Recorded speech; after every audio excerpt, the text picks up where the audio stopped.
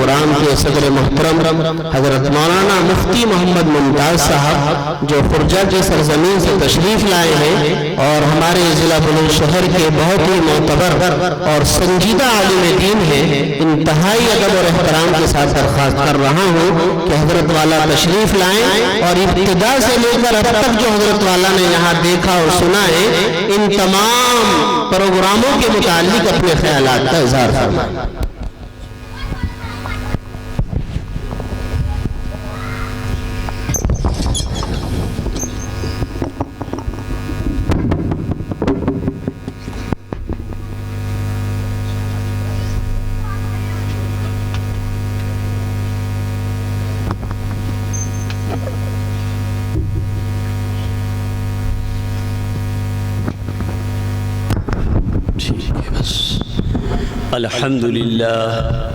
الحمد لله نحمده ونستعينه ونستغفره ونؤمن به ونتوكل عليه ونعوذ بالله من شرور أنفسنا ومن سيئات أعمالنا من يهده الله فلا مضل له ومن يضلله فلا هادي له ونشهد أن لا إله إلا الله وحده لا شريك له ونشهد أن سيدنا وحبيبنا وسندنا ومولانا محمدا عبده ورسوله أما بعد فأعوذ بالله من الشيطان الرجيم بسم الله الرحمن الرحيم يا أيها الذين آمنوا قوا أنفسكم وأهليكم نارا صدق الله العظيم۔ ہمارے تمام اطراف کے آئے ہوئے علماء کرام، بزرگوں اور بھائیوں اور عزیز طلباء، قاری محمد زاہد قاسمی صاحب کی دعوت پر ہم سب یہاں جمع ہیں۔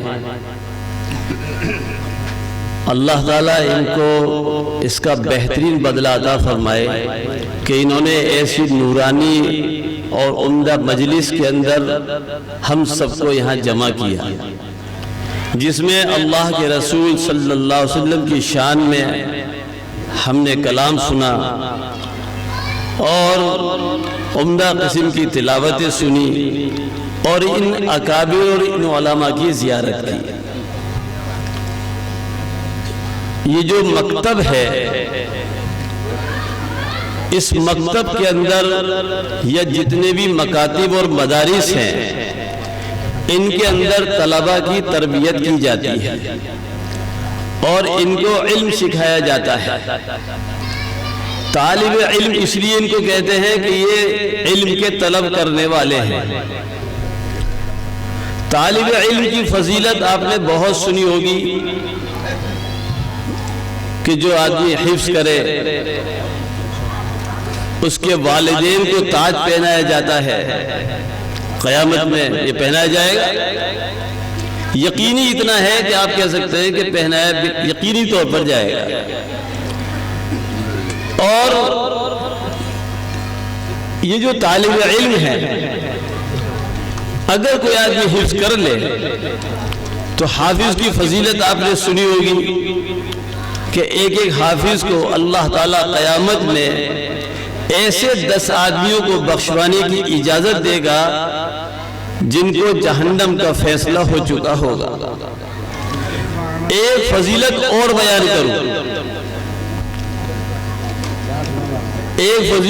بیان کروں، اگر کوئی طالب علم حاصل کرتے ہوئے دنیا سے چلا جائے تو اس کے اور انبیاء کے درمیان میں ایک درجے کا فرق ہوگا، بس کہ وہ نبی نہیں ہے اور وہ نبی ہیں۔ طالب علم کے لیے درندے، پرندے، چرندے، سمندر کی مچھلیاں، کیڑے مکوڑے سب کے سب مغفرت کی دعا کرتے ہیں۔ ابھی آواز آئی کہ جو باعمل ہو، یہ آواز آ گئی۔ ان طالب علم کی تربیت مدارس کے اندر اور مکاتب کے اندر اچھی ہی کی جاتی ہے، ان کو اچھے اخلاق سے آراستہ کیا جاتا ہے، ان کو صفات حسنہ سے مزین کیا جاتا ہے، لیکن اب یہ اپنی ان صفات کے اوپر کیسے قائم رہیں اور جن چیزوں سے ان کو آراستہ کیا جاتا ہے یہ اس سے کیسے مزین رہیں، کیسے برقرار رہیں، اس کے لیے ہمیں اور آپ کو اپنے اندر تبدیلی لانی پڑے گی۔ یہ جو ہمارے گھر ہیں ان گھروں کے ماحول کے اندر بھی تبدیلی لانی پڑے گی۔ استاد سکھا رہے ہیں یہاں پر بچوں سے کہ بیٹے آپس میں ایک دوسرے کو گالی مت بکو۔ اب یہ گئے گھر میں تو ابا جان کو دیکھ رہے ہیں وہ ماں بہن کی گالی بک رہا ہے، بھائی کو دیکھ رہے ہیں تو وہ باپ کی اور بہن کی گالی بک رہا ہے، یہاں تک کہ دادا جو بوڑھے ہو چکے ہیں جن کے منہ میں دانت نہیں اور پیٹ میں آنت نہیں وہ بھی گالی بک رہے ہیں ماں اور بہن کی۔ اب بتائیے کہ جس بچے کو مدرسے کے اندر اور مکتب کے اندر گالی بکنے سے منع کیا جا رہا ہے، یہ بچہ گالی بکنا کیسے چھوڑے؟ اب یہ حافظ صاحب بن جائیں گے تو اور مولوی صاحب بن جائیں گے تو ان کی زبان پر گالی آ جائے گی۔ اب ان کی زبان پر گالی آ جائے تو آپ کہیں گے لو یہ مدرسے پڑھ رہا ہے، یہ تو گالی بک رہا ہے اتنی بڑی، بتاؤ کتنی موٹی گالی بکی ہے اس نے۔ یہ گالی مدرسے میں نہیں سکھائی جا رہی ہے، آپ کے ماحول کے اندر، آپ کے گھر کے اندر سکھائی جا رہی ہے۔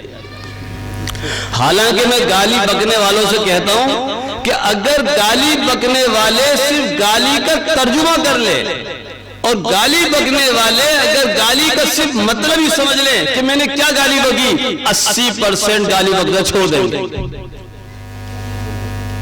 80% چھوڑ دیں گے گالی بکنا اگر ان کو اس گالی کا مطلب سمجھ میں آ جائے۔ اسی طریقے سے ان بچوں کی تربیت کی جاتی ہے اور کہا جاتا ہے کہ بیٹے آپس میں مت لڑو جھگڑو، لڑائی جھگڑ مت کرو، ان کو آپس میں پیار کرنا سکھایا جاتا ہے۔ ایک بچہ کہیں کا، دوسرا کہیں کا، وہ کسی باپ کی اولاد، یہ کسی باپ کی اولاد، اور سارے مل کر کے آپس میں ایک جگہ بیٹھتے ہیں، ایک جگہ کھاتے ہیں، ایک جگہ سوتے، کوئی جھگڑا نہیں، تربیت کی جا رہی ہے۔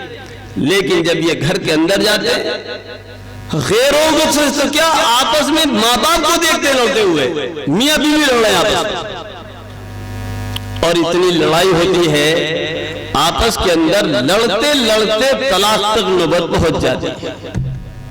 اتنے لوگ مسئلہ معلوم کرتے ہیں، ان میں سے ایک بڑی تعداد ہے جو یہ کہتی ہے بھائی مفتی صاحب کیا بتاؤں بھائی غصے میں طلاق دے دی۔ تو میں نے کہا محبت میں تو کون طلاق دیتا، ایک آدھ نظیر تو پیش کرو۔ محبت میں کسی نے طلاق دی کہ وہ بیوی سے کہے صاحب مجھے تم سے بڑی محبت ہے مگر تجھے طلاق دیتا ہوں، کوئی ہے اسے کہنے والا؟ طلاق تو غصے میں ہوتی ہے، اور جہاں اس کا غصہ ختم ہوا اس کا دماغ ٹھنڈا ہوا اب پچھتاتا ہے بیچارہ، غصے کے اندر قابو سے باہر ہو جاتا۔ حالانکہ طلاق کے تعلق سے کتنا واضح مسئلہ ہے، ایک تو یہ کہ طلاق دے ہی نہ دینی نہیں چاہیے، جتنی مباح چیزیں ہیں ان میں سب سے زیادہ ناپسند اللہ کے نزدیک اگر کوئی چیز ہے تو وہ طلاق کا دینا ہے، طلاق نہیں دینی چاہیے۔ لیکن طلاق کا رکھا کیوں ہے معاملہ؟ اس لیے کہ اگر فرض کر لیجئے آدمی کے نکاح ہوا اور ان میاں بیوی کے آپس میں نہیں بن رہی تو پوری زندگی تڑپ تڑپ کے گزارنا بھی کوئی عقل مندی نہیں ہے کہ پوری زندگی کانٹوں میں گزارے۔ اس لیے شریعت نے اس کو بھی رکھا کہ اگر تمہیں لگ رہا ہے کہ تمہارا کسی قیمت پر نبھاؤ نہیں ہو سکتا تو علیحدگی اختیار کر لو۔ پھر اس کا طریقہ ہے کہ آج بس میں یہاں ایک بات عرض کرتا ہوں طلاق کے تعلق سے کہ جب آدمی نکاح کے لیے جاتا ہے، نکاح کرنا چاہتا ہے تو کچا رشتہ کرے گا، پکا کرے گا۔ بعض کی خاندانوں میں تو گانٹھے بننے کی گانٹھیں سب گانٹھے جا رہی ہے۔ ارے کسی زمانے کے اندر پڑھائی لکھائی کا معیار نہیں تھا، مزاج نہیں تھا، لوگوں کو تاریخ یاد نہیں تھی، کیلنڈر نہیں تھے، بھئی شادی کب ہے؟ بھئی 40 دن بعد ہے۔ اچھا اب 40 دن کب پورے ہوں گے یہ پتہ نہیں چلے گا، ایک دھاگا لیا 40 گانٹے ادھر لگا لی، 40 گانٹے لگا کے ایک دھاگے میں ادھر دے دی، ایک ایک گانٹ دونوں کھولتے رہنا، جس دن گانٹے ختم ہو جائے اس دن برات آ جائے گی، اس دن نکاح ہو جائے گا۔ وہ پڑھائی لکھائی کا معاملہ آ گیا، کیلنڈر آ گئے، موبائل آ گئے، ساری چیز آ گئی، وہ گانٹیں آج بھی بدل رہی ہے۔ اور گانٹے بندھن کچھ نہیں، گانٹوں کے نام پہ لڑکی والوں کو لوٹا جا رہا ہے بس، اور کچھ نہیں ہے۔ بات کہیں سے کہیں نکل جائے گی تو کچا رشتہ کرے گا، پکا کرے گا، گانٹے اور سب کچھ کرے گا، لیکن جس وقت نکاح کو ختم کرنا چاہے گا، جس وقت جوڑنے جائے گا تو 100-150 آدمی لے کے جائے گا، کہیں کہیں تو 200-250 لے کے جائے گا۔ یہ علماء کتنے ہی منع کریں، ارے بھائی 10-20 آدمی لے جاؤ، نکاح کر کے لے آؤ، ولیمہ کر لینا اپنا۔ نہیں صاحب، میرے 100 آدمی تو گھر گھر کے ہی ہے، بالکل گھر گھر کے 100 آدمی، میں کس کو چھوڑوں؟ تو جب رشتہ کرے گا، نکاح کرنے جائے گا تو اس کے لیے تو 100-150 آدمی اس کو کم سے کم لے کے جائے گا، لیکن جب ختم کرے گا تو ان علماء سے تو کیا مشورہ کرے گا، امام صاحب سے کیا مشورہ کرے گا؟ اپنے ماں باپ تک سے مشورہ نہیں کرتا، اور ایک دم طلاق دے ڈالتا ہے۔ یہ چیز سمجھنے کی ہے، یہ تربیت کی چیز ہے، ان بچوں کو سکھایا جاتا ہے سب، لیکن ہم اپنے گھر کے اندر ماحول بنائیں اور اپنے گھر کے اندر ایسا نظام بنائیں کہ ہم آپس میں لڑائی جھگڑے نہ کریں۔ اللہ کے رسول صلی اللہ علیہ وسلم کے تعلق سے یہ جلسہ ہے۔ دیکھیے یہ جو 12 ربیع الاول ہے، اس 12 ربیع الاول کے اندر خاص پروگرام کرنا یہ مناسب نہیں ہے، علماء بیٹھے ہوئے ہیں۔ ہمارے ہاں خوشی اور غم دونوں چیزوں کے منانے کے ڈھنگ سکھائے گئے ہیں اور بتایا گیا ہے کہ کس طرح منانا ہے۔ نہ تو ہمارے ہاں جنم دن منانے کا رواج ہے شریعت میں، اور نہ ہی برسی منانے کا، کسی انتقال کے موقع پر اس کو ہر سال منایا جائے، ہر سال غم منایا جائے، یہ بھی نہیں ہے شریعت میں۔ نہ ہر سال پیدا ہونے کی خوشی منانا ہے، اور نہ دنیا سے رخصت ہونے کا غم منانا ہے ہر سال۔ اور میں آپ کو بتا دوں کہ اللہ کے رسول صلی اللہ علیہ وسلم کی پیدائش کے تعلق سے تو اختلاف ہے کہ آپ 9 ربیع الاول کو ہوئے یا 8 کو ہوئے یا 12 کو ہوئے، لیکن اکثر کا اتفاق یہ ہے کہ آپ دنیا سے رخصت ہوئے ہیں 12 ربیع الاول کو، 12 تاریخ میں رخصت ہوئے ہیں۔ اسی لیے آپ ہم زبان پہ 12 ربیع الاول کو 12 وفات بولتے ہیں، بولتے 12 وفات ہیں اور مناتے خوشی ہیں۔ واہ واہ واہ، کیا عقل مندی ہے ہماری! یہ ہمیں سمجھنے کی ضرورت ہے اور سوچنے کی بھی ضرورت ہے، فکر کرنے کی بھی ضرورت ہے۔ بہرحال اللہ کے رسول ہم کی تاریخ کے تعلق سے، آپ کی پیدائش کے واقعات، آپ کی سیرت کے واقعات پڑھنے، سنانے، بیان کرنے، یہ سب بڑھیا چیز ہے۔ پورے سال سنو، پورے سال بیان کرو، جتنا سنیں گے اجر ملے گا۔ بس اس وقت جو تربیت کی جاتی ہے بچوں کی لڑائی جھگڑے کی وجہ سے کہ بھئی لڑائی جھگڑے مت کرو، آپس میں پیار محبت سے رہو، اور دشمنوں کو معاف کر دو، جو تمہیں ستائے اس کو معاف کر دو۔ میں ایک دو واقعہ چھوٹے چھوٹے سنا کے اللہ کے رسول ہم کے بس بات کو اپنی ختم کر دو۔ سمامہ ابن اسال، مدینہ پاک کے اندر جو بارڈر تھا چاروں طرف، جو صحابی نگرانی کرتے تھے مدینہ پاک کی، انہوں نے ایک رات ایک قیدی کو گرفتار کر لیا اور لا کے مسجد نبوی کے اندر پلر سے باندھ دیا۔ اللہ کے حبیب صلی اللہ علیہ وسلم جب تشریف لائے مسجد نبوی کے اندر تو آپ نے دیکھا، پہچان لیا، صحابہ سے پوچھا معلوم ہے تم نے آج کس کو قید کر لیا؟ صحابہ نے لا علمی ظاہر کی، کیونکہ یہ موبائل کا اور ویڈیو کا اور فوٹو کا زمانہ نہیں تھا وہ۔ تو اللہ کے رسول صلی اللہ علیہ وسلم نے بتایا کہ یہ سمامہ ابن اسال ہے، یہ علاقے کے راجہ تھے، اور انہوں نے مسلمانوں کی ایک جماعت کو شہید بھی کیا تھا اور بہت تکلیفیں پہنچاتے تھے۔ تو صحابہ بہت خوش ہوئے کہ ہم نے ان کو قید کر لیا۔ اللہ کے رسول صلی اللہ علیہ وسلم نے ان سے پوچھا سمامہ تمہاری کیا رائے ہے، یعنی ایمان لانے کے تعلق سے؟ تو انہوں نے فرمایا کہ آپ اگر مجھے معاف کر دیں گے تو ایک قدردان کو معاف کریں گے، اگر آپ مجھے قتل کر دیں گے تو یہ آپ کو حق ہے کیونکہ میں نے آپ کے صحابہ کی ایک جماعت کو قتل کیا ہے، اور اگر آپ کو پیسہ چاہیے تو جائے جتنے پیسے لے لو۔ تو آپ چلے گئے اور صحابہ سے کہا کہ دیکھو ان کے ذرا کھانے پینے کا خیال رکھنا اور ان کو میری اونٹنی کا دودھ پلانا۔ یہ وہ زمانہ ہے کہ صحابہ کے گھر میں کھانے کو نہیں ہے۔ یہ وہ زمانہ ہے کہ ایک صحابی آ جاتے ہیں، اللہ کے رسول صلی اللہ علیہ وسلم صحابہ کا مجمع سامنے موجود ہے، آپ پوچھتے ہیں کہ ہے کوئی جو ان کی ایک رات کی مہمانی قبول کر لے؟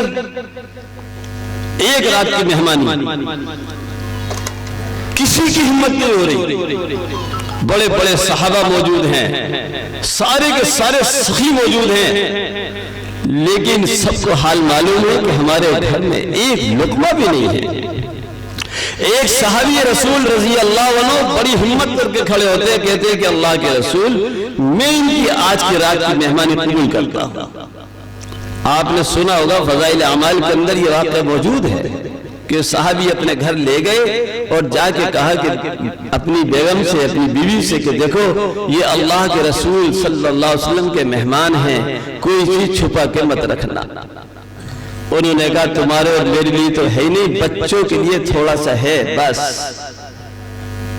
تو انہوں نے کہا کہ آج بچوں کو بھوکا سلا دے کسی بہانے سے اور یہ کھانا ان کو کھلائی۔ یہ تھا زمانہ، یہ ماحول تھا اس وقت۔ اسی لیے حضور نے کہا کہ ایسا نہ ہو کہ تم اپنے فاقے اور اپنی پریشانیوں میں اس بیچارے قیدی کو بھول جاؤ اور یہ بیچارہ فاقے میں رہ جائے۔ تو کہا کہ میری اونٹنی کا دودھ پلانا۔ پھر دوبارہ گزر ہوا، دوبارہ گزر ہوا، دونوں جب بھی پوچھا آپ نے تو انہوں نے یہی جواب دیا۔ تیسری مرتبہ جب یہی جواب دیا انہوں نے کہ آپ مجھے معاف کر دیں گے تو یہ قدردان کو معاف کریں گے، اگر آپ بدلہ لیں گے قتل کر دیں گے تو آپ کو حق ہے، اور اگر آپ پیسے چاہیے تو چاہے جتنے پیسے لے لو۔ چنانچہ اللہ کے رسول صلی اللہ علیہ وسلم نے کہا کہ ان کی ہتھکڑی کھول دو، ان کی بیڑی کھول دو، چھوڑ دو ان کو۔ یہ مسجد نبوی سے نکلے، اپنی سواری لی، باہر گئے، چشمے پہ اترے، نہائے دھوئے، کپڑے پہنے، پھر مسجد نبوی کے اندر آئے اور آگے کہا اشہد ان لا الہ الا اللہ و اشہد انک محمد، فوراً ایمان میں داخل ہو۔ کتنے واقعات ہیں، وقت ہوتا تو آپ کو واقعات سنائے جا سکتے تھے۔ ایک نہیں سینکڑوں واقعات ہیں کہ آپ نے اپنے دشمنوں کو، جانی دشمنوں کو، جنہوں نے آپ کو انتہائی طور پر ستایا، ایسے لوگوں کو اللہ کے رسول نے معاف کر دیا، درگزر کر دیا، چھوڑ دیا۔ لیکن آج ہمارا اگر کسی بھائی سے تھوڑا سا جھگڑا ہو گیا اور کہا جائے بھئی چھوڑ، درگزر کر دو یار، معاف کر دو، نہیں صاحب کیسے معاف کر دو؟ چچا سے ناراضگی ہو جائے، جھگڑا ختم کرنے کو تیار نہیں، بھائی سے جھگڑا ہو جائے ختم کرنے کو تیار نہیں، خالہ اور پھوپھی سے جھگڑا ہو جائے ختم کرنے کو تیار نہیں۔ یہاں تک کہ کتنے نوجوان تو ایسے ہیں جو اپنے ماں باپ تک سے لڑ رہے ہیں۔ کتنے باپوں نے شکایت کی کہ مفتی صاحب کیا بتائیں، ہمارا بیٹا ہم سے نہیں بولتا اور لڑائی کرتا ہے، جب بولے تو گالی گفتار کرتا ہے اور مارنے پیٹنے تک کو تیار ہو جاتا ہے۔ آپ اندازہ لگائیے کہ اولاد ماں باپ سے لڑے تو آپ دیکھیے ہم لوگ کہاں پہنچ گئے۔ اللہ کے رسول ہم کی سیرت پاک سے ہمارا ذرا بھی تعلق نہیں، ہم کوسوں دور ہیں۔ وہاں دشمنوں کو معاف کیا جا رہا ہے، یہاں ہم اپنے کو معاف کرنے کو تیار نہیں، دشمنوں کو تو کیا معاف کریں۔ آج یہ مجمع یہ طے کرے کہ آج اگر ہماری کسی سے لڑائی ہے، خالہ سے، پھوپھی سے، چچا سے، تایا سے، بھائی سے، کسی سے بھی لڑائی ہو، آج ہم ان سے معافی مانگ لیں گے، اپنی غلطی مان لیں گے اور ان سے کہہ دیں گے جی ٹھیک ہے ہماری غلطی ہے، اللہ کے لیے ہمیں معاف کر۔ صلہ رحمی، رشتے ناتوں کو جوڑنا، یہ اللہ نے حکم دیا ہے اور رشتے ناتوں کو توڑنے سے منع کیا ہے۔ صلہ رحمی، رشتے داروں سے اچھا سلوک کرنے سے جن چیزوں کے لیے ہم بے تاب رہتے ہیں، بے چین رہتے ہیں، وہ چیزیں میسر ہوں گی۔ اگر ہم رشتے داروں کے ساتھ اچھا سلوک کریں گے تو اللہ کی ذات سے امید ہے دو کام ہمارے، بہت سارے فائدے لیکن دو فائدے بتا رہا ہوں۔ ایک تو اللہ ہماری عمر بڑھائے گا اور ایک اللہ ہمارے مال کو بڑھائے گا، مال۔ بہرحال ہم سب نیت کریں انشاءاللہ ہم اپنے گھر کے ماحول کو بھی بدلیں گے، ہم اپنے محلے کے ماحول کو بدلیں گے، اچھائی کا ماحول کریں گے تاکہ یہ ہمارے بچے جو مدرسے کے اندر تربیت حاصل کر رہے ہیں ان کو یہ اپنی تربیت پر باقی رہیں۔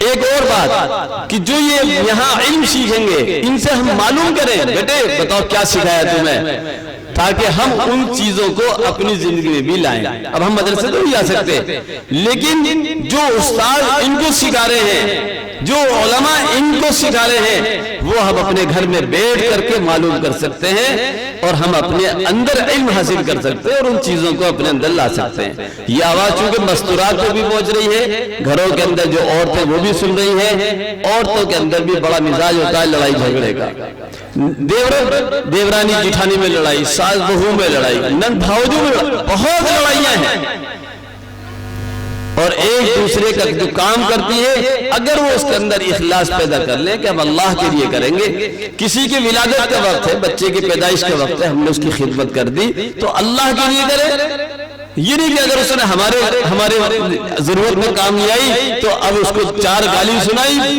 50 برائیاں کری اور آئندہ کے لیے نیت کر لیا اب اس کا کام ہم بھی نہیں کریں گے، یہ غلط بات ہے۔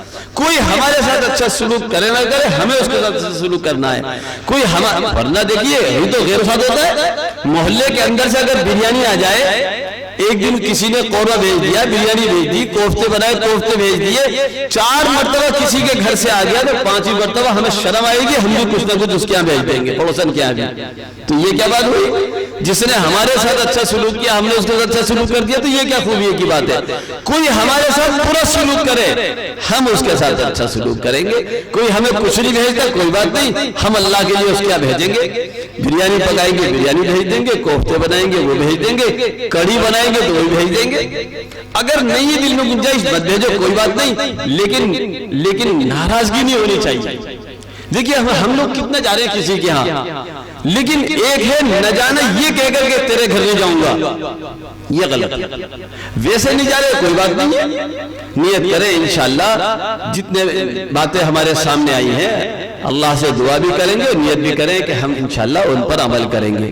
جہاں جہاں دین کی باتیں ہوں کہیں بھی ہوں، مسجدوں کے اندر عام طور پر دین کی باتیں ہوتی رہتی ہیں، جماعتیں آتی رہتی ہیں، جہاں جہاں مجلس ہوگی جہاں دین کی باتیں ہوں گی ہم کوشش کریں گے کہ ہم اس میں شریک ہو۔ ایک بات عرض کر کے بات ختم۔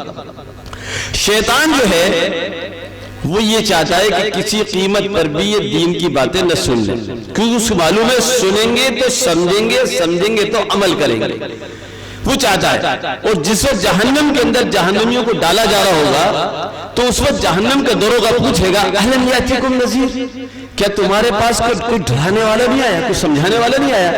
تو کہیں گے قالوا بلا قد جاءنا نذیر، آئے تھے ڈرانے والے لیکن ہم نے ان کو جھٹلا دیا، فکذبنا۔ پھر تمنا کریں گے لو کنا نسمع او نعقل ما کنا فی اصحاب السعیر، کاش ہم ان کی بات کو سن لیتے سمجھ لیتے تو آج جہنم والوں میں سے نہ ہوتے۔ اللہ نے آج ہم سب کو موقع دیا ہے ہم باتوں کو سنیں سمجھیں اور عمل کرنے کی کوشش کریں۔ اللہ ہم سب کو عمل کی توفیق عطا فرمائے۔